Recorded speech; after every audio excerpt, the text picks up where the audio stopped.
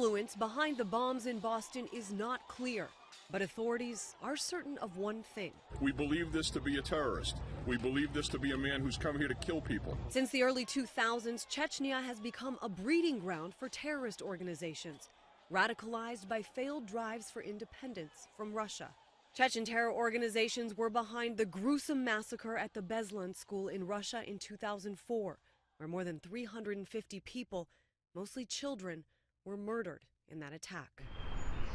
Bill Braniff is with the National Consortium for the Study of Terrorism and Responses to Terrorism, or simply START. Individuals who have emigrated from Chechnya to places like the United States have left behind a very violent history. START counts 8 major terrorist organizations in Chechnya, among them the Purpose of the Islamic Regiment, Sword of Islam, and Black Widows. Some have ties to al-Qaeda. Osama bin Laden is said to have visited at one time with Chechnyan rebels.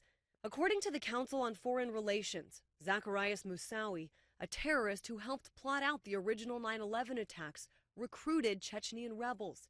And the Taliban is apparently the only government in the world to recognize Chechnya as an independent state. It's a personal backdrop, a conflict history that they escaped from physically, but of course may have influenced them intellectually or mentally. The quest for Chechen independence began as a secular movement, but after several failed attempts and 2 generations that grew up amongst brutality, unrest, and war, terror experts say that's now morphed into a worldwide jihad. Chechnya is no longer only Russia's problem.